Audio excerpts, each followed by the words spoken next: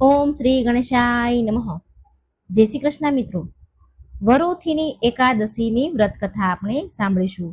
ઓમ નમો ભગવતે વાસુદેવાય.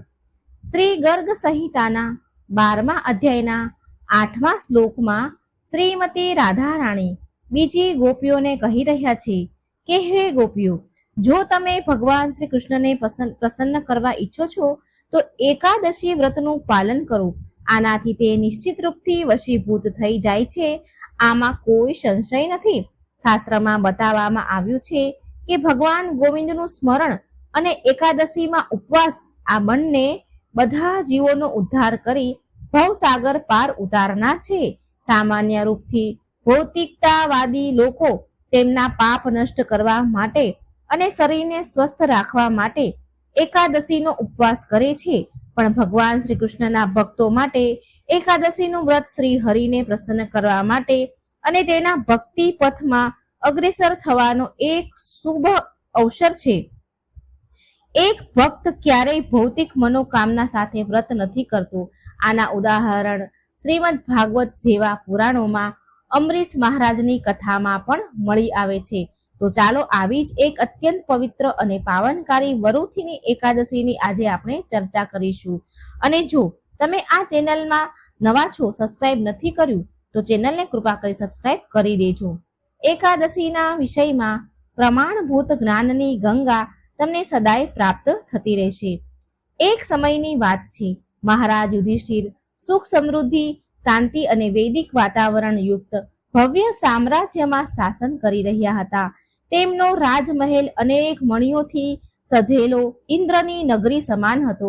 અને આવા સામ્રાજ્યમાં એક દિવસ યુધિષ્ઠિર મહારાજ પૂર્ણ પુરુષોત્તમ ભગવાન શ્રી કૃષ્ણ સાથે સંવાદ કરી રહ્યા હતા. બંને વચ્ચે અમુક વિષયો પર ઊંડી ચર્ચા થઈ રહી હતી.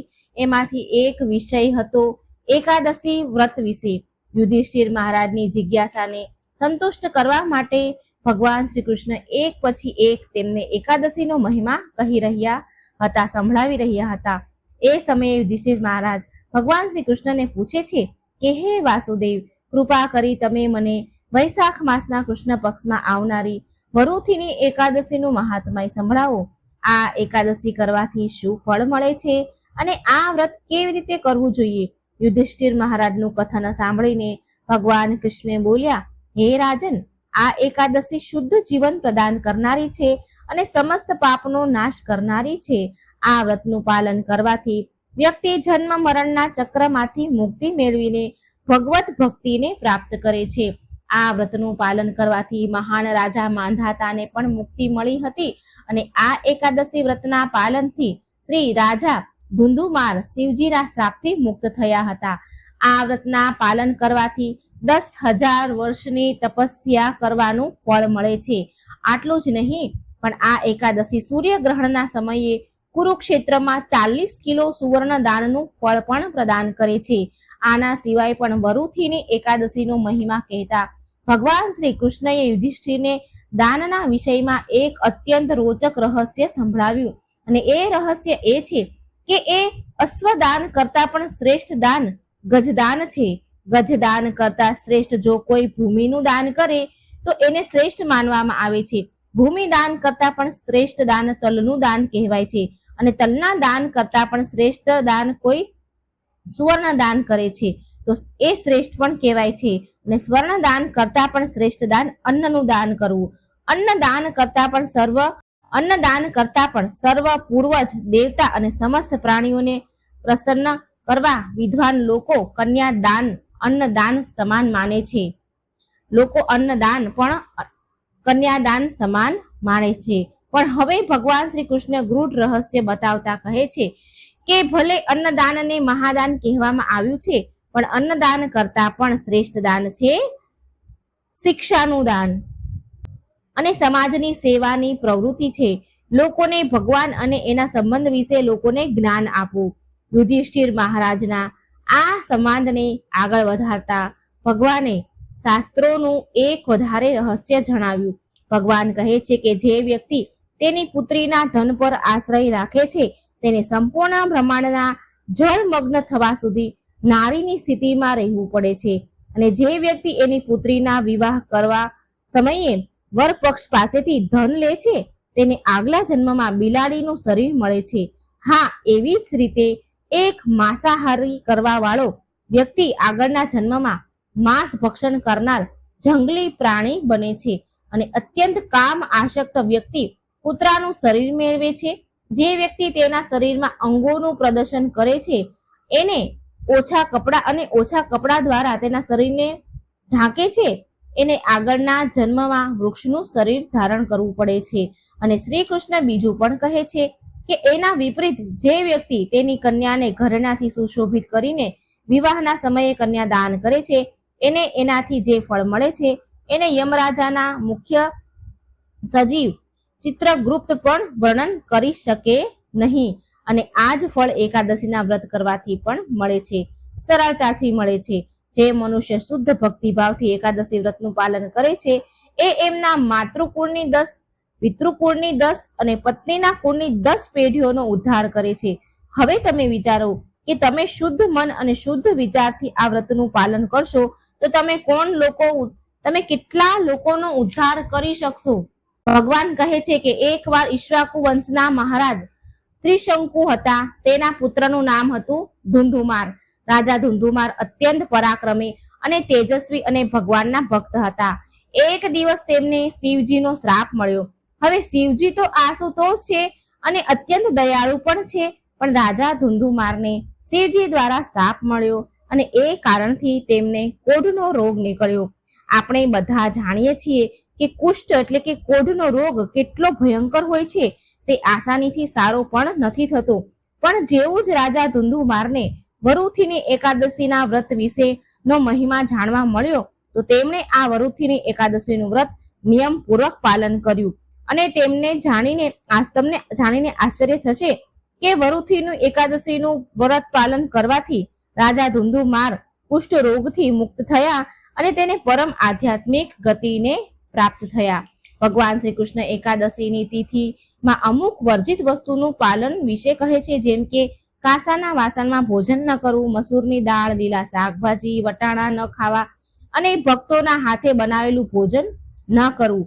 અને 10મી અને એકાદશીના દિવસે શારીરિક સંબંધથી દૂર રહેવું, ખોટું ન બોલવું, અસત્ય ન બોલવું, કોઈની નિંદા ન કરવી વગેરે. અને ભગવાન શ્રી કૃષ્ણ સ્વયં અંતમાં આ વાતનો વિશ્વાસ અપાવે છે કે જે પણ વ્યક્તિ નિષ્ઠા અને નિયમપૂર્વક એકાદશી વ્રતનું પાલન કરે છે એ બધા જ પાપથી મુક્ત થાય છે. અને જે વ્યક્તિ આ કથા મહિમા માત્ર સાંભળે છે, કહે છે તો તેને 1000 ગાયોના દાન દેવાનું પુણ્ય ફળ મળે છે. આ એકાદશી વ્રતનું પાલન કેવી રીતે કરવું?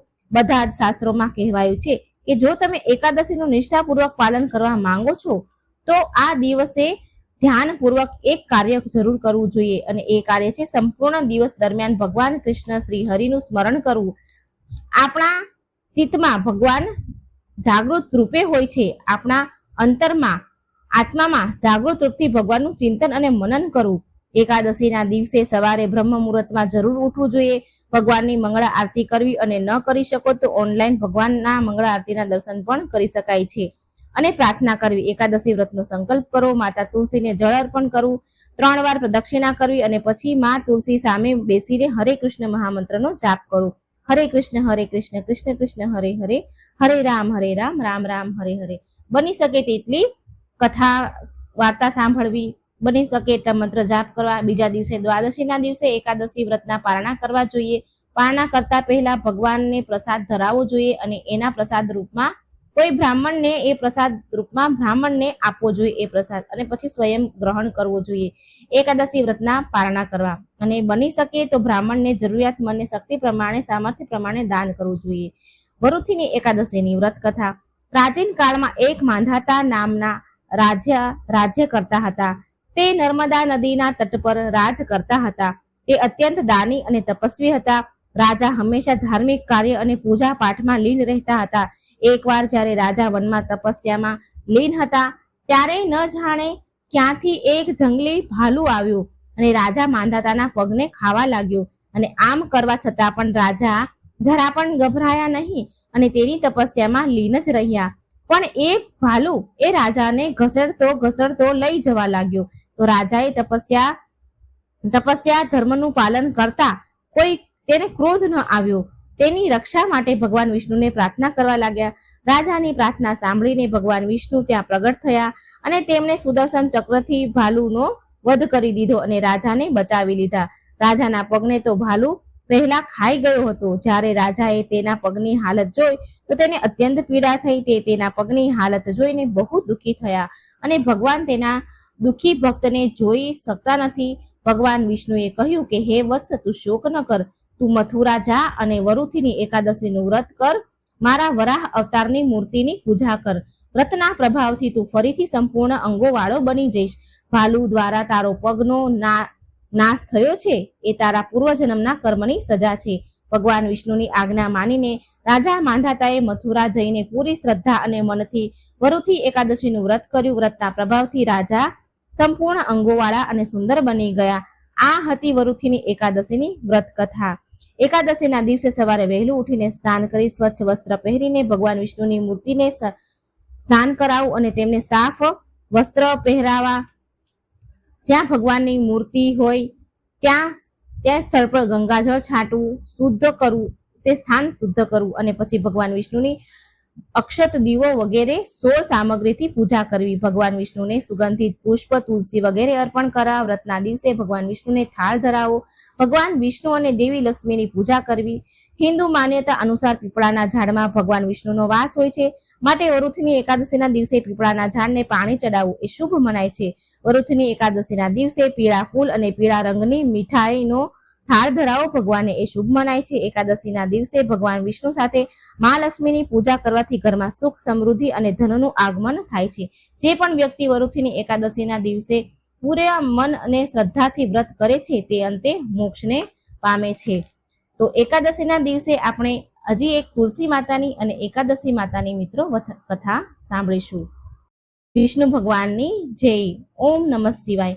આજે મિત્રો આપણે સાંભળીશું એકાદશી માતા અને તુલસી માતાની કથા. જો તમે મારી ચેનલમાં નવા છો તો કૃપા કરીને સબસ્ક્રાઇબ જરૂર કરજો. એક ગામમાં એક ડોશીમા તેના દીકરા સાથે પુત્ર, પૌત્ર, પૌત્રી અને વહુ સાથે રહેતા હતા. ડોશીમાનું નામ સુખવતી હતું. તેનો પરિવાર રાજી ખુશીથી રહેતો હતો, કેમ કે ડોશીમા બહુ નિયમ કર્મ વાળા હતા અને એ હંમેશા એકાદશીનું વ્રત રાખતા હતા અને તુલસીજીનું નિત્ય પૂજન કરતા હતા. તો એ રોજ તળાવે જતા સ્નાન કરે અને તુલસીજીની પૂજા કરે. તુલસીજીને સિંચતા એટલે કે પાણી ચડાવતા અને તુલસીજીને દીવો કરતા હતા, તુલસીજીની આરતી કરતા હતા. આવી રીતે ડોશીમાના દિવસો વીતી રહ્યા હતા. સુખવતી ડોશીમાની જે સખીઓ હતી એની ઉંમરની સુખવતીની સાથે બેસીને કથા વાર્તા સાંભળતા હતા અને તેમનું જ્ઞાન વધારતા. એક વારની વાત છે. એક દિવસ સુખવતી ડોશીમા એમની સખીઓ સાથે બેઠા હતા. એની ઉંમરની જ બીજી ડોશીઓ પણ હતી. 7-8 જેવી ડોશીઓ હશે. બધા જ ડોશીમા સાથે વાતો કરી રહ્યા હતા. તેમાંથી એક ડોશીમા બોલ્યા કે હે સુખવતી, અમે વિચારી રહ્યા છીએ કે દ્વારકાધીશ જઈએ. દ્વારકાધીશની જાત્રા કરવાનું ઘણું મન થયું છે. તો ત્યાં જેટલા પણ ડોશીમા બેઠા હતા એ બધા કહેવા લાગ્યા કે આ તો બહુ સારી વાત છે. આપણે આપણા જીવનમાં દ્વારકાધીશના દર્શન જરૂર ને જરૂર એકવાર કરવા જ જોઈએ. માટે એમણે કહ્યું કે આપણે દ્વારકાધીશ જઈશું. તો બધા સુખવતી ડોશીમાને પૂછે છે કે હે સુખિયા કાકી, શું તમે પણ દ્વારકાધીશ દર્શન કરવા માટે આવશો તીર્થયાત્રા માટે? કારણ કે એ 7-8 સ્ત્રીઓમાં અમુક નાની ઉંમરની પણ સ્ત્રી હતી જે આ ડોશીમાને કાકી કહેતી હતી, કાકી કહીને બોલાવતી હતી. ડોશીમાનું તો બહુ જ મન હતું દ્વારકા જવાનું, દ્વારકાધીશના દર્શન કરવાનું. ડોશીમા કહેવા લાગ્યા કે હું પહેલા મારા દીકરાને પૂછી લઉં અને પછી હું તમને જવાબ આપીશ. ડોશીમા ઘરે આવી ગયા. ડોશીમાનો જે દીકરો હતો તે એની નોકરી ઉપર ગયો હતો અને સાંજે તે ઘરે આવ્યો અને ડોશીમાના પુત્ર પૌત્ર જે હતા એ ડોશીમા માટે જમવાનું લઈને એના રૂમમાં ગયા. તો ડોશીમાએ જમવાની ના કહી દીધી કે આજે મારું જમવાનું મન નથી. આ બાજુ જ્યારે ડોશીમાનો દીકરો જમવા બેઠો તો તેણે તેની પત્નીને પૂછ્યું કે શું મારી માતાએ જમી લીધું છે? ત્યારે એની પત્ની બોલી, જો તમારી માએ આજે જમવાનું જમ્યા નથી, પાછું મોકલાવી દીધું. તમારી માં કહે છે કે મારી ખાવાની ઈચ્છા નથી. આ સાંભળી ડોશીમાનો દીકરો જેનું નામ મુરલી હતું એ તેના માતા પાસે ગયો, એની માં પાસે ગયા અને પૂછ્યું કે માં શું વાત છે, આજે તમે જમવાનું કેમ ન જમ્યા? ત્યારે ડોશીમાં બોલ્યા, બેટા આજે મારું મન નથી. ત્યારે તેનો દીકરો બોલ્યો, શું માં, તમારી ક્યાંક તબિયત તો ખરાબ નથી ને? જો કોઈ વાત છે, મુશ્કેલી છે, તકલીફ છે તો મને કહો, હું વૈદ્ય પાસે તમને લઈ જાઉં. ત્યારે ડોશીમાં બોલ્યા કે મારે કોઈ જાતની તકલીફ નથી, બસ મારું મન દ્વારકાધીશની યાત્રા કરવાનું થયું છે. ત્યારે તેનો દીકરો બોલ્યો છે, માં મન ખોલીને કહો, વાત શું છે? ત્યારે ડોશીમાં બોલ્યા, સાંજે થયેલી જે ડોશીઓ સાથે બધી વાત થઈ હતી એ બધી જ વાત મુરલી એના દીકરાને કહી કે બેટા, મારી 8-10 સખીઓ દ્વારકાધીશની યાત્રા કરવા જઈ રહી છે અને મારું પણ બહુ મન છે કે હું પણ દ્વારકાધીશની યાત્રા કરવા જાઉં. આટલી વાત સાંભળીને તેનો દીકરો બોલ્યો, માં કઈ વાંધો નહીં, આમાં આટલો બધો વિચાર શું કરવાનો? હું તમારી યાત્રાનો પ્રબંધ કરી દઉં છું, તમે યાત્રા કરવા જાઓ. ડોશીમાં તો આમ સાંભળીને બહુ ખુશ થયા અને તેમની દ્વારકાધીશનું ધ્યાન કરવા લાગ્યા. પછી પાછા ડોશીમાં બોલ્યા કે બેટા, હજી એક ચિંતા છે મારી. દીકરો કહે છે, માં શું વાત છે? માં બોલ્યા, બેટા જો હું દ્વારકાધીશની યાત્રા માટે જઈશ તો કમસે કમ 4-5 દિવસ તો લાગશે જ. એટલે મારા જે આંગણામાં તુલસીમાની હું પૂજા કરું છું, તુલસીમાનું કુંડું મૂક્યું છે, એને કોણ પાણી પાશે, કોણ સીંચશે, તેની પૂજા પાઠ કોણ કરશે, કોણ એની આરતી ઉતારશે? ત્યારે દીકરો બોલ્યો, માં તમે ચિંતા ન કરો, આ બધું તમારી વહુ કરી લેશે. હું એને બધું જ કહી દઈશ કે તમારી તુલસીજીની પૂજા કરી લે. હવે ડોશીમાં નિશ્ચિત થઈ ગયા અને કહેવા લાગ્યા, ઠીક છે બેટા. અને બીજા દિવસે સવારે ડોશીમાં દ્વારકાધીશ જવાની તૈયારી કરવા લાગ્યા. ડોશીમાનો દીકરો એની પત્નીને કહે છે, સાંભળ ભાગ્યવાન, મારી માં દ્વારકાધીશની યાત્રા કરવા જાય છે, માટે મારી માં માટે કાજુ બદામના ગુંદરના સારા લાડવા બનાવી દેજે, જેથી રસ્તામાં માં ખાઈ શકે, એને કોઈ તકલીફ ન થાય. આ સાંભળી ડોશીમાની વહુ વિચારવા લાગી કે મને તો એક પણ દિવસ પિયર જવા નથી દેતા, એટલામાં એના કામ બગડી જાય છે. અને હવે જો ડોશીમાં આરામથી 4-5 દિવસની યાત્રા માટે જઈ રહ્યા છે, ચાલો યાત્રા માટે જાય છે એ તો બરાબર છે, હવે એની પૂજા પાઠનું કામ પણ મને સોંપીને જઈ રહ્યા છે. વહુ તો કઈ ડોશીમાં સામે બોલી શકી નહીં, પણ તેને મનમાં એક ષડયંત્ર રચ્યું. તેને તેના પતિને કહી તો દીધું કે હું ગુંદ અને કાજુના લાડવા બનાવી દઈશ અને ડબ્બામાં ભરીને માજીને આપી દઈશ. દીકરો તો સવારે નોકરી પર ચાલ્યો ગયો અને ડોશીમાની વહુએ એવું કર્યું કે જે તુલસીમાનું કુંડું હતું, જેમાં તુલસી ઉગેલી હતી, તેમાંથી તેણે તુલસીને જડમાંથી ઉખાડી લીધી અને જડ સહિત તેના પિત્તળના ડબ્બામાં તેને મૂકી દીધી અને તેની સાસુના થેલામાં મૂકીને બોલી કે લો માજી, આમાં ગુંદ અને કાજુ બદામના લાડવા મૂક્યા છે, તમે રસ્તામાં ખાતા જજો. અને ડોશીમાં એના દીકરાને વહુને આશીષ આપતા ચાલતા થયા. ખૂબ આશીષ આપે છે. યાત્રા કરવા માટે ચાલતા જાય છે. તેના વહુ અને દીકરાને બોલ્યા કે તુલસીજીનું ધ્યાન રાખજે. વહુ બોલી, ઠીક છે માજી, તમે ચિંતા ના કરશો. ડોશીમાએ તો આશીર્વાદનો વરસાદ વરસાવ્યો કે વહુએ તો મને કાજુ બદામના લાડવા બનાવીને આપ્યા. દૂધે નાઓ, પૂતો ફલો, લાખોમાં બેઠો, કરોડોમાં ઉઠો, દિન દુગની રાત ચોગની તરક્કી કરો. માજીના મુખથી તો ખુશ થઈ ગયા અને આશીર્વાદ નીકળે છે, સૌભાગ્યવતી રહો, મારા દીકરાને સારું કામ થાય. આમ અનેક આશીર્વાદ આપ્યા. તેમની સખીઓ સાથે ચાલતા થયા. હવે બધી ડોશીઓ જે બધી જાત્રામાં 7-8 ગઈ હતા એ બધી જ ડોશી દ્વારકાધીશની પગપાળા યાત્રા કરી રહ્યા છે. યાત્રા કરતા કરતા એમને સાંજ પડી ગઈ. સાંજના સમયે જ્યારે એ થાકી ગયા તો એક છાંયડો શોધ્યો અને એ જગ્યાએ બેસી ગયા, આરામ કરવા લાગ્યા અને એમના ખાવા પીવાનો જે સામાન લાવ્યા હતા એ નીકાળ્યો અને ખાવા લાગ્યા. ત્યારે સુખવતી ડોશીમાએ ડબ્બો ખોલ્યો અને તેમાંથી તો ઘીના લથપથ કાજુ બદામ ગુંદરના લાડવા મૂકેલા હતા.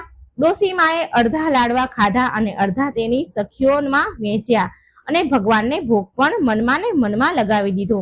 હવે બધી સખીઓ કહેવા લાગી, અરે સુખવતી, તારી વહુ તો કેટલી સારી છે, તારું કેટલું ધ્યાન રાખે છે, તારી વહુએ તારી માટે ઘીના લથપથ કાજુ બદામના લાડવા બનાવી દીધા છે.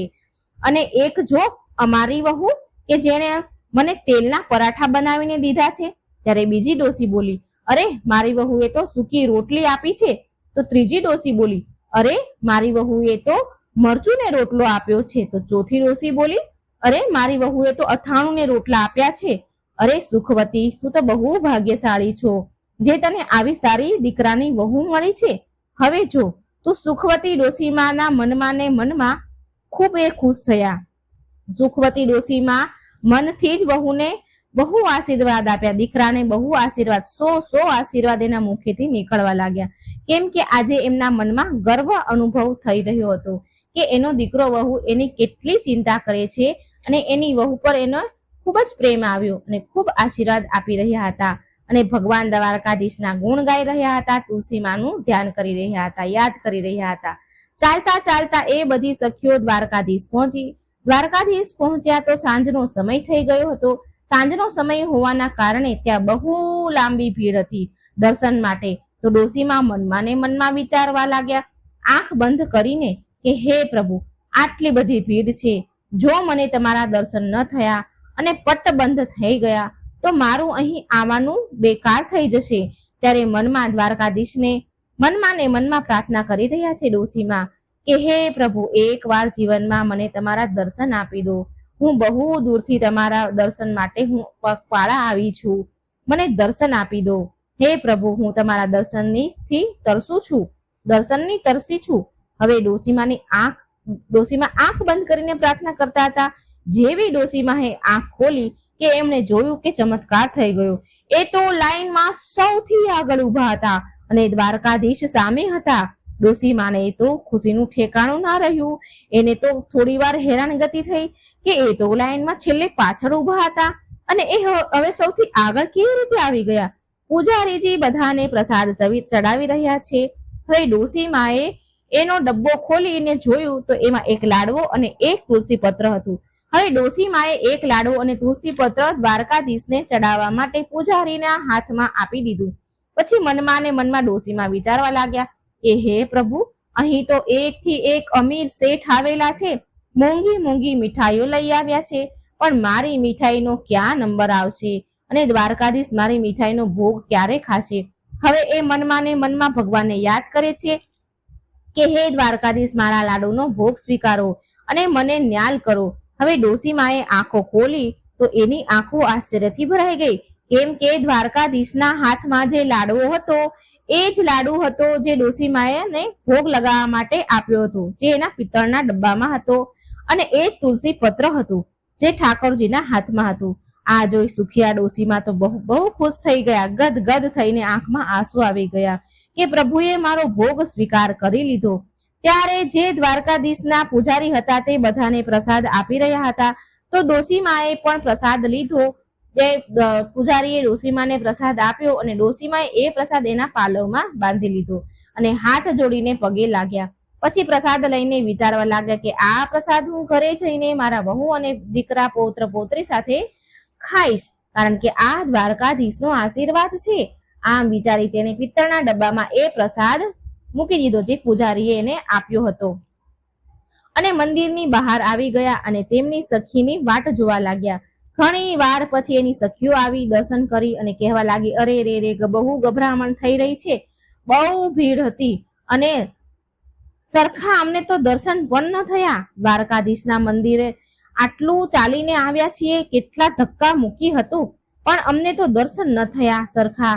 કોઈ બોલ્યું કે અમને તો થોડા થોડા દર્શન થયા. બહુ ભીડ હતી.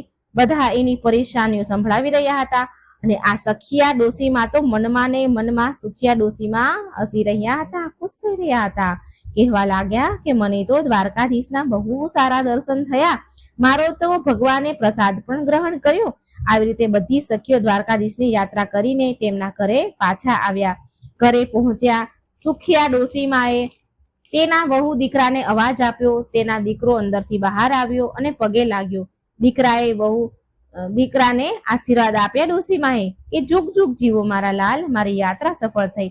પછી ડોશીમા બોલ્યા કે બેટા, વહુ દેખાતી નથી, ક્યાં ગઈ? દીકરો હાથમાં પાણી લઈને ગ્લાસ લઈને ઊભો છે કે માં લ્યો પાણી પીવો અને શાંતિથી બેસો.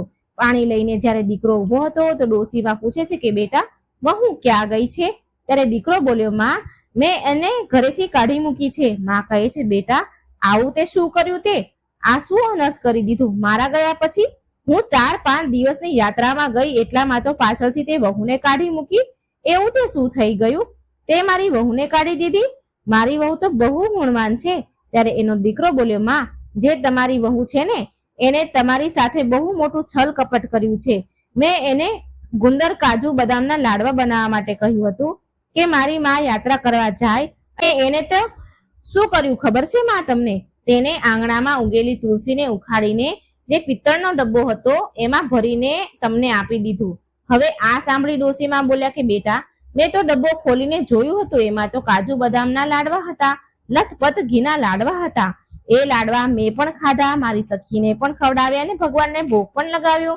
તો દીકરો બોલ્યો, નહીં નહીં માં, તમારી વહુએ આ ષડયંત્ર રચ્યું હતું. જ્યારે મેં તેને તુલસીજીની પૂજા માટે કહ્યું હતું તો આંગણામાં તુલસી હતા નહીં, તો મેં એને થોડું ખીજાઈને કીધું, પૂછ્યું તો એણે બધી વાત મને કહી. એને ઈર્ષામાં આવીને વિચાર્યું કે માં તો યાત્રા કરવા જાય છે અને મને તો પિયરમાં પણ નથી જવા દેતા, માટે તેને તુલસી ઉખાડીને તમારા ડબ્બામાં ભરી દીધા હતા, કોઈ લાડવા નહોતા ભર્યામાં.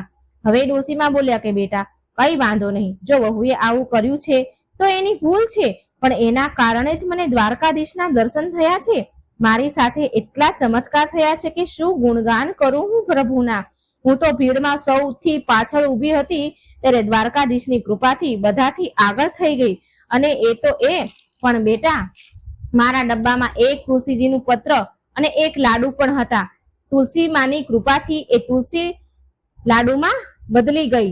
જે વહુએ તુલસી મૂકી હતી એ લાડુમાં બદલી ગયા હતા, અને એક પાન મારા માટે તુલસીજીએ છોડી દીધું હતું, કારણ કે ભગવાનને ભોગ લગાવવાનો હતો. કેમ કે ઠાકોરજી તો તુલસી વિના ભોગ ખાય નહીં, ઠાકોરજીને તુલસી વિનાનો ભોગ લગાવાતો નથી. એમણે મારા ભોગ સ્વીકાર કર્યો, મારો લાડુનો ભોગ સ્વીકાર કર્યો, કેમ કે એના ઉપર તુલસી દળ પણ હતું. હવે તો બેટા, મારી વહુએ ભલે જે પણ કર્યું, મને તો વહુના કારણે જ આ ચમત્કાર થયા છે. મારી સાથે ભગવાનના દર્શન થયા છે, ઠાકોરજી મને મળ્યા છે, ઠાકોરજીના આટલા સારા દર્શન કર્યા અમે. હું તો દ્વારકાધીશના દર્શન કરી ધન્ય ધન્ય થઈ ગઈ. બેટા, તું હમણાં જ જા અને વહુને પિયરથી લઈ આવ. હવે દીકરાની વાત તો માની વાત તો દીકરો ટાળે નહીં. દીકરો ગયો એની પત્નીને પિયર લેવા માટે અને તેની પત્નીને પાછો લઈને આવી ગયો. જ્યારે વહુ પિયરથી ઘરે આવી તો એના સાસુમાના પગમાં પડી ગઈ અને માફી માંગવા લાગી. એટલે ડોશીમાં બોલ્યા, અરે વહુ, મેં તો તને માફ કરી દીધી, મને તો તારા કારણે જ ભગવાનના દર્શન થયા. જો તું આમ ન કરત તો ખબર નહીં મને ભગવાનના દર્શન થાત કે નહીં. મેં તને માફ કરી દીધી, પણ જો તારે માફી માંગવી જ છે તો એકાદશી માતા અને તુલસી માતાની માફી માંગ. વહુએ તુલસી માની માફી માંગી અને પછી સાસુમાએ યાદ અપાવ્યું, સાસુમાને યાદ આવ્યું, સુખિયા ડોશીમાને યાદ આવ્યું કે અરે, હું તો દ્વારકાધીશનો પ્રસાદ લઈને આવી છું. એટલામાં તો તેના પૌત્રી રમતા રમતા આવ્યા અને બોલ્યા, દાદીમાં, તમે યાત્રા કરવા ગયા હતા, અમારે માટે શું લાવ્યા છો? તો દાદીમાં બોલ્યા, બેટા, હું બધા માટે દ્વારકાધીશનો પ્રસાદ લાવી છું, બધા થોડો થોડો વેચીને ખાઈશું. હવે જુઓ, ડોશીમાએ તેના થેલામાંથી પિત્તળનો ડબ્બો કાઢ્યો અને પ્રસાદ કાઢવા માટે ડબ્બો ખોલ્યો તો એમાં જે લાડુ હતો એ હતો નહીં, પણ ડબ્બો પૂરેપૂરો હીરા મોતી ચાંદી સોનાથી ભરેલો હતો. આ જોઈ બધાની આંખો ચોંકી ગઈ. એ ડોશીમાં બોલ્યા કે બેટા, મેં તો આમાં લાડવો મૂક્યો હતો પ્રસાદનો, ખબર નહીં કે આમાં આટલા હીરા મોતી ક્યાંથી આવી ગયા. ત્યારે વહુ અને દીકરો કહે છે, માં, આ બધું એકાદશી માતા અને તુલસી માની કૃપાથી થયું છે, ભગવાન દ્વારકાધીશની કૃપાથી થયું છે. તમારી ભક્તિ, તમારી શ્રદ્ધા લગ્ની સાચી છે ભગવાન માટે. ભગવાને તમારી એકાદશી અને તુલસી માતાની પૂજાનું ફળ આપ્યું છે. હવે તો વહુ દીકરો માના પગમાં પડી ગયા. માં બોલી, બેટા, મને છોડી દો, તુલસી માના પગ પકડો. હવે તો વહુ અને દીકરાએ તુલસી માતાની માફી માંગી, ઠાકોરજીની એટલે દ્વારકાધીશ ભગવાન શ્રી કૃષ્ણની માફી માંગી કે અજાણતા કે અમારાથી જે ભૂલ થઈ ગઈ છે એ અમને માફ કરી દો. હવે તો વહુ દીકરો પણ એની માની જેમ એકાદશી વ્રત કરવા લાગ્યા અને તુલસીને પાણી આપવા લાગ્યા, તુલસીજીની પૂજા કરવા લાગ્યા. આવી રીતે એમના ખુશી ખુશી દિવસ વીતવા લાગ્યા. હવે ડોશીમા પાસે એટલું બધું ધન થઈ ગયું હતું કે તેમણે ગામમાં કેટલાય પુણ્યના કાર્ય કર્યા, ગરીબની દીકરીઓના લગ્ન કરાવ્યા. જેવો કોઈ ગામમાં કોઈ ગરીબ જોવા મળે કે જેની શક્તિ નથી એની દીકરીના લગ્ન કરાવવાની, તો એની દીકરીના વિવાહ કરાવતા. એ ધન એ કન્યાના વિવાહમાં વાપરતા. કુવા તલાવડી બનાવડાવ્યા, દવાખાના બનાવડાવ્યા, સ્કૂલ ધર્મશાળા બનાવડાવી. એ ડોશીમાએ બધા જ પૈસા દાન પુણ્યમાં ખર્ચ કરવા લાગ્યા. જેટલું ધન એ દાનમાં વાપરતા એનાથી બમણું ધન એના ઘરમાં આવતું. ડોશીમાં જ્યાં સુધી જીવતા રહ્યા ત્યાં સુધી તેમણે તુલસીમાની પૂજા ન છોડી, જીવતા એકાદશી વ્રત ન છોડ્યા. હંમેશા એ એકાદશી વ્રત કરતા અને તુલસી સિંચતા હતા, કારણ કે ડોશીમાં નાનપણથી તુલસીજીની પૂજા કરતા હતા અને એના મર્યા બાદ પણ તુલસીમાએ એને અને એકાદશી માની કૃપાથી એમને મોક્ષની પ્રાપ્તિ થઈ. બહુ દીકરાના પણ સારા દિવસ હતા અને સારું જીવન જીવી રહ્યા હતા. હે તુલસી માતા, હે એકાદશી માતા, હે ભગવાન વિષ્ણુ, જેવી કૃપા તમે ડોશીમા ઉપર કરી એવી જ કૃપા આ કથા વાર્તા સાંભળનાર પર કરજો. કથા કહેનાર પર, સાંભળનાર, હોકારો ભરનાર બધા પર તમારી કૃપા વરસાવજો. બોલો તુલસી માતાની જય, બોલો એકાદશી માતાની જય, બોલો ભગવાન વિષ્ણુની જય, બોલો લક્ષ્મી માની જય. ભાગવત પુરાણ અનુસાર જે મનુષ્ય ભગવાન વિષ્ણુના 24 અવતારની કથા સાંભળે છે, પ્રસન્ન મનથી સાંભળે છે, તેને વૈકુંઠની પ્રાપ્તિ થાય છે. તેના બધા જ પાપ કર્મ નષ્ટ પામે છે. વ્યક્તિ સદગતિને પ્રાપ્ત થાય છે. માતા લક્ષ્મીની કૃપા સદા એમના પર બની રહે છે. ભાગ્યના દરવાજા ખુલે છે. ઘરમાં સુખ શાંતિ સદાય બની રહે છે. પ્રિય મિત્રો, હું આશા રાખું છું કે તમે આ ભગવાન વિષ્ણુના વરાહ અવતારની કથા ધ્યાનથી સાંભળજો, હૃદયથી સાંભળશો અને બીજાને પણ સંભળાવીને પુણ્ય કમાશો. તો ચાલો શરૂ કરીએ કથા. મિત્રો, કથા સાંભળતા પહેલા જો તમે મારી ચેનલમાં નવા દર્શક મિત્રો છો, મહેમાન છો, તો આ ચેનલને સબસ્ક્રાઈબ પણ જરૂર કરી દેજો. વિડીયો લાઇક ને શેર પણ જરૂર કરજો. ઓમ ગંગ ગંગ ગણપતે નમઃ. ઓમ નમો ભગવતે વાસુદેવાય. પ્રિય ભક્તગણો, જય અને વિજય ભગવાન વિષ્ણુના 7મા દરવાજાના દ્વારપાળ હતા. એક દિવસ જ્યારે ભગવાન બ્રહ્માજીના માનસ પુત્ર સનગાતિક મુનિ ભગવાનને મળવા માટે વૈકુંઠ આવ્યા. એમની ઉંમર બાળક જેટલી ક્યારેય વધતી જ નથી. એ માત્ર બાળ સ્વરૂપમાં જ રહે છે. જ્યારે સનકાદિક મુનિ ભગવાન વિષ્ણુના વૈકુંઠ લોક ગયા તો ત્યાં જય અને વિજય નામના આ બંને દ્વારપાળે એમને રોકી દીધા. જો કે સનકાદિક મુનિઓને કોઈ પણ સમયે જવાની અનુમતિ હતી. આમ પણ સંતને ક્યાંય પણ જવાની અનુમતિ હોય છે. તેને રોકવાથી ઠીક નથી થતું, તેમને રોકવા ન જોઈએ. પણ જય અને વિજયે એના ઘમંડમાં આવીને સનકાદિક મુનિને દરવાજે જ રોકી દીધા. એમને રોકવા એક બહુ ખોટું હતું, પણ જય અને વિજયને આ વાતનું ભાન ન રહ્યું અને સનકાદિક મુનિને સમજાવ્યા છતાં ભગવાને સનકાદિક મુનિએ સમજાવ્યા જય વિજયને, છતાં પણ એ બંને માન્યા નહીં અને તેમણે એ મુનિઓને પ્રવેશ કરવા દીધો નહીં. મુનિઓને પ્રવેશથી વર્જિત કરી દીધા. આના ફળ સ્વરૂપે સનકાદિક મુનિઓને ક્રોધ આવી ગયો. મુનિઓએ જય વિજયને અસુર થવાનો શ્રાપ આપ્યો.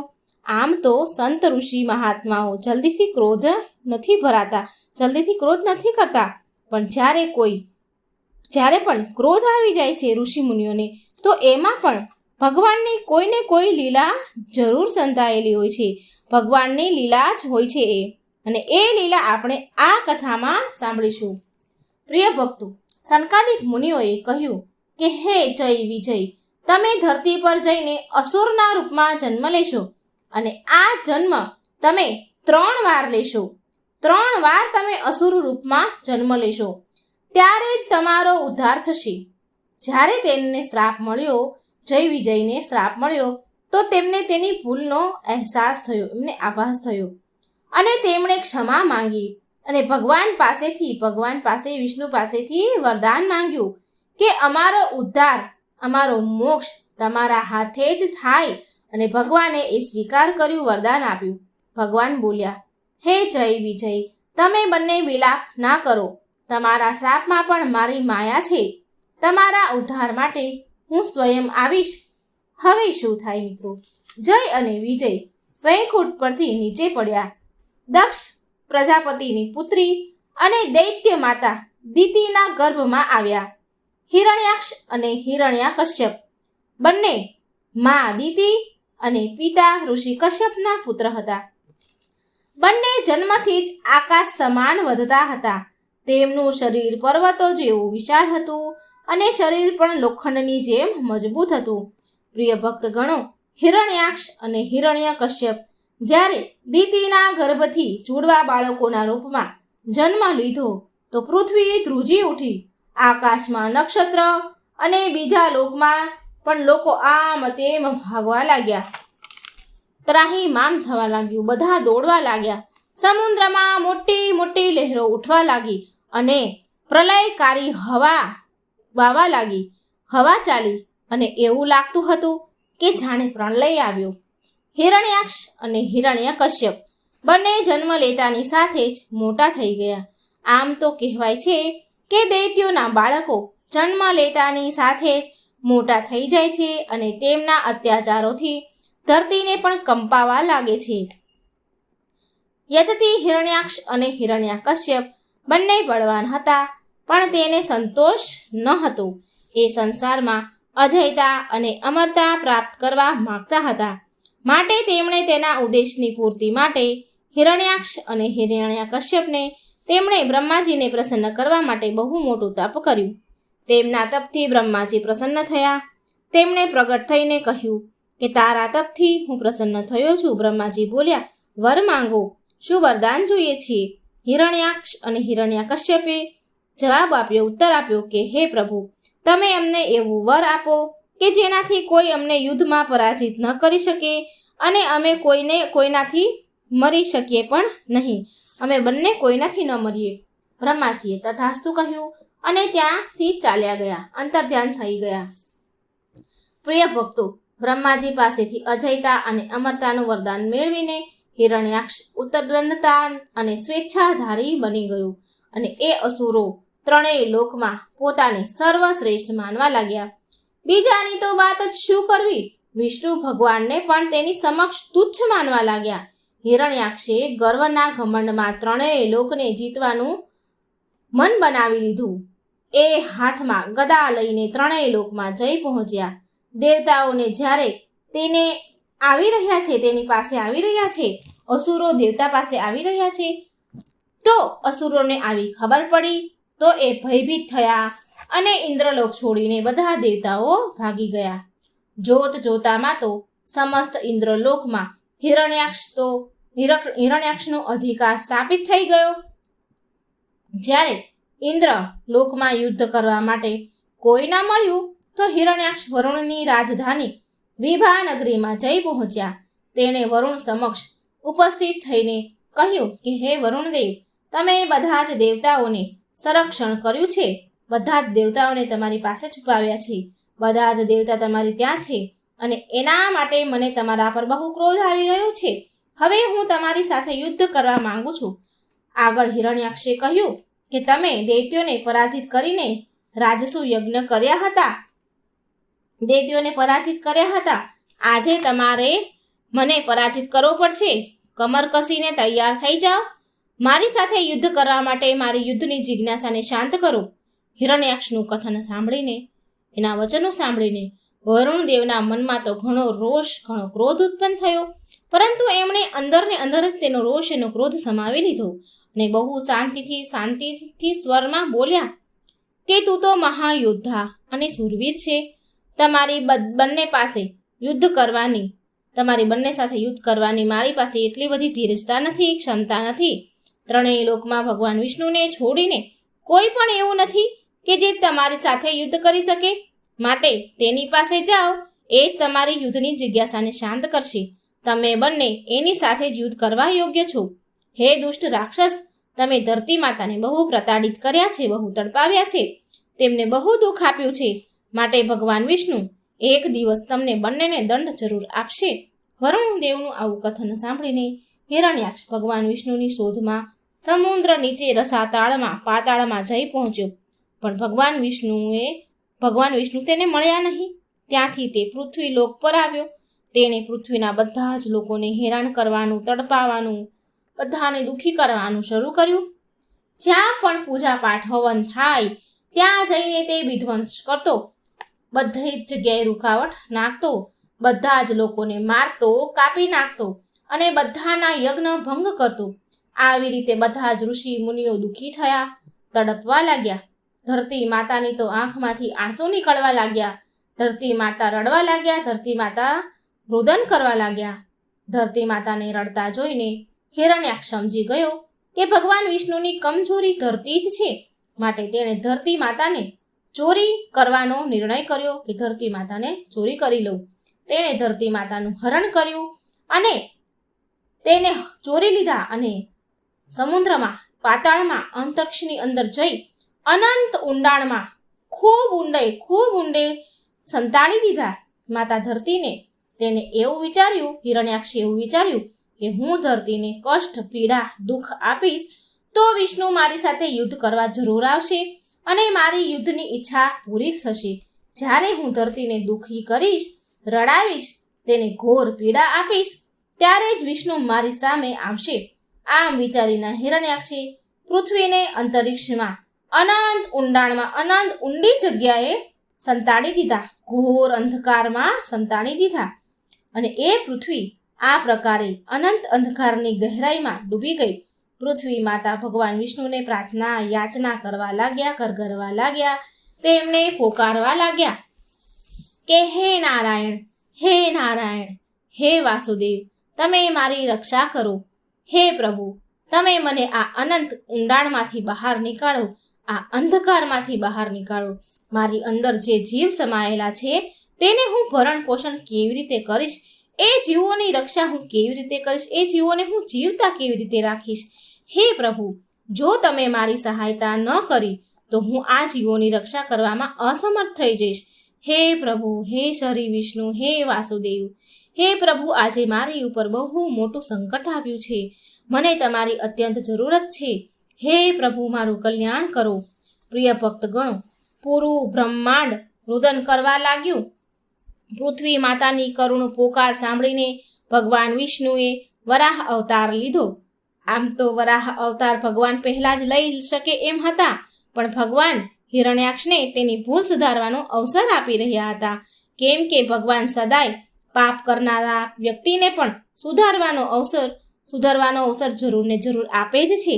પણ જ્યારે એ વ્યક્તિ નથી સુધરતો તો તેને તેના પાપનો ઘડો ભરાઈ જાય ત્યારે ભગવાન તેને સ્વયં તેનો અંત કરે છે, દંડ આપે છે. બસ આવું જ થયું હતું હિરણ્યાક્ષની સાથે. હવે તો ભગવાન વિષ્ણુનું ધીરજનું બાણ તૂટ્યું. તેમણે ધરતી માતાના પોકારવાથી વરાહ અવતાર લીધો અને તરત જ પૃથ્વીને અંતરિક્ષમાં, સમુદ્રની અનંત ઊંડાણમાંથી પૃથ્વીને નીકાળવા માટે ચાલી નીકળ્યા. હવે આપણે એમ વિચારીએ કે ભગવાને વરાહ અવતાર જ કેમ લીધો? એટલે કે સુવર જેવા પશુ દેખાય એવો જ ભગવાને અવતાર કેમ લીધો? તો આનું એક કારણ છે કે જે સુવર હોય છે, વરાહ, તેના સૂંઘવાની ક્ષમતા અનંત હોય છે. તે નીચેથી પણ નીચે સુધી પહોંચી શકે છે, એમાં એ સમર્થ હોય છે. તો આ વાતને ધ્યાનમાં રાખીને ભગવાન વિષ્ણુએ વરાહનું રૂપ લીધું, વરાહ અવતાર લીધો. વરાહમાં ભગવાન અંતરિક્ષની અનંત ગહેરાઈમાં, જ્યાં માત્ર ને માત્ર અંધકાર હતો, ત્યાં પહોંચે છે અને પૃથ્વીને આમ તેમ શોધવા લાગ્યા. ભગવાન વિષ્ણુ પૃથ્વીને શોધે છે, પણ પૃથ્વી તો દેખાય નહીં, અંધકાર હતો. પણ પૃથ્વી માતાની ગંધને સૂંઘતા ત્યાં સુધી પહોંચી ગયા જ્યાં પૃથ્વી માતા હતા અને પૃથ્વીને એમના મુખથી ઉઠાવીને અંતરિક્ષ રૂપી સમુદ્રની અનંત ઊંડાણમાંથી બહાર નીકળ્યા. આ બધું જ્યારે હિરણ્યાક્ષ જુએ છે તો એનું કાળજું બળવા લાગ્યું અને એણે તેને અહંકાર રૂપી કહ્યું, હે પશુ, આ પૃથ્વી પર મારો અધિકાર છે, માટે તારે મારી સાથે યુદ્ધ કરવું પડશે. ત્યારે જ તું પૃથ્વીને લઈ જઈ શકે છે, નહીં તો આ પૃથ્વી મારી છે, માટે આવ અને મારી સાથે યુદ્ધ કર. આ પ્રકારે લલકારે છે. આવો લલકાર સાંભળીને પણ ભગવાન વિષ્ણુ તેના પર ધ્યાન નથી આપતા, તેને જવા દે છે અને ત્યાંથી પૃથ્વી માતાને લઈને ચાલ્યા જાય છે. ભગવાન વિષ્ણુ વરાહે તેમના દાંતો ઉપર ધરતીને ઉઠાવી હતી અને ચાલતા જતા હતા. અને આ બાજુ આ દુષ્ટ રાક્ષસ હિરણ્યાક્ષ મનમાં વિચારવા લાગ્યો કે આ વરાહ કોણ છે? ધરતીને તેના દાંતો ઉપર કોઈ ન ઉઠાવી શકે. આ અવશ્ય વરાહના રૂપમાં ભગવાન વિષ્ણુ જ છે, કેમ કે એ જ દેવતાના કલ્યાણ માટે માયાનું નાટક કરે છે.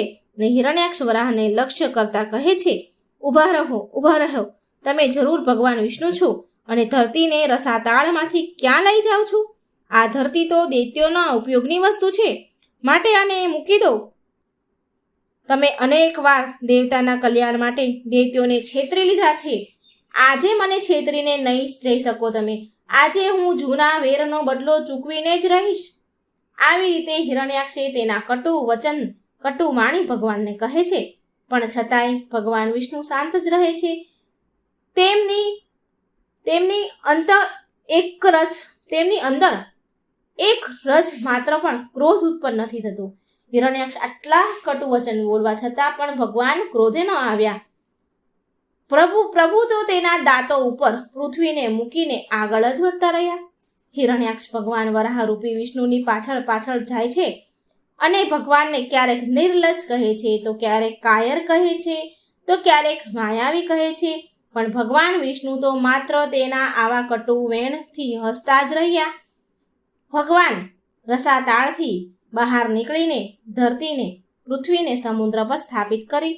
હિરણ્યાક્ષ તેની પાછળ પાછળ આવી રહ્યો હતો. તેના વચનરૂપી બાણોથી ભગવાનના હૃદયને વિંધી રહ્યો હતો. ભગવાન વિષ્ણુએ ધરતીને સ્થાપિત કરી સમુદ્ર પર. પછી ભગવાને હિરણ્યાક્ષ પર ધ્યાન ધર્યું અને બોલ્યા કે તું તો બહુ બળવાન છો ને હિરણ્યાક્ષ. બળવાન લોકો બોલતા નથી, કરીને બતાવે છે. તું તો માત્ર ક્યારનો વચનો ને વેણો જ કહેતો રહ્યો છે. હું તો તારી સામે ઊભો છું, તો મારી ઉપર આક્રમણ કેમ નથી કરતો? આવ, આગળ વધ અને મારી ઉપર આક્રમણ કર. ભગવાનના આવા વચન સાંભળીને હિરણ્યાક્ષના હૃદયમાં તો વીજળી દોડવા લાગી અને દોડીને ગદા લઈને ભગવાન વિષ્ણુ ઉપર તૂટી પડ્યો. ભગવાનના હાથમાં તો કોઈ અસ્ત્ર હતું નહીં.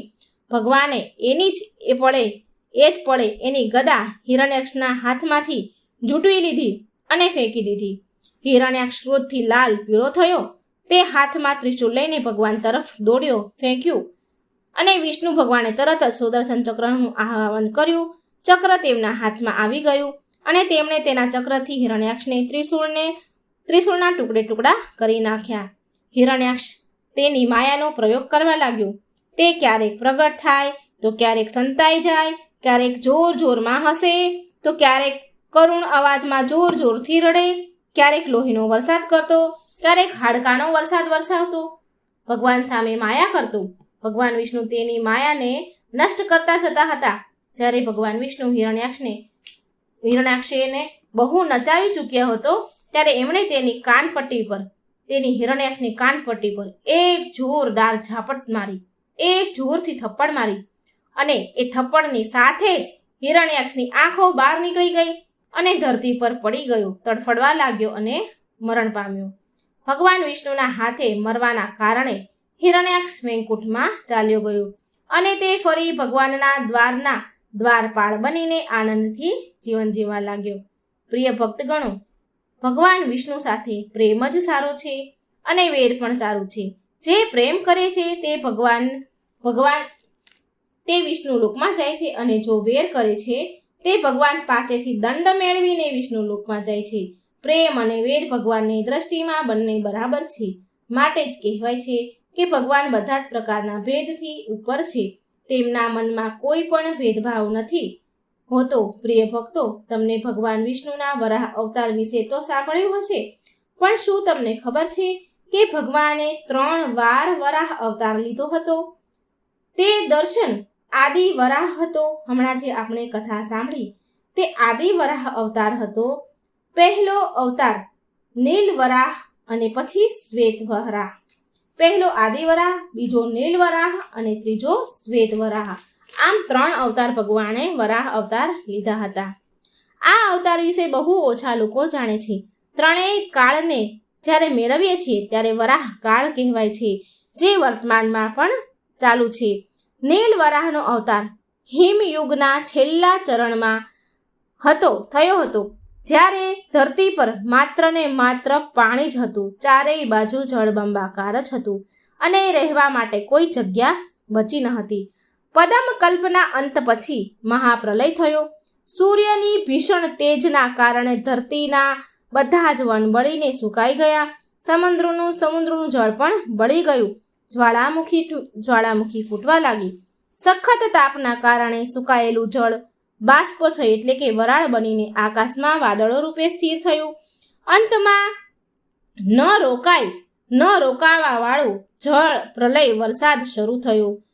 ચક્રવાહ આવ્યું અને જોતજોતામાં સમસ્ત ધરતી જળબંબાકાર થઈને ડૂબી ગઈ. આ બધું જોઈને બ્રહ્માજીને ચિંતા થવા લાગી. ત્યારે તેમણે જળમાં નિવાસ કરનારા શ્રી હરિ વિષ્ણુનું સ્મરણ કર્યું અને પછી શ્રી હરિ વિષ્ણુ ભગવાન નીલ વરાહ રૂપમાં પ્રગટ થઈને ધરતીના અમુક ભાગોને જળથી મુક્ત કર્યું.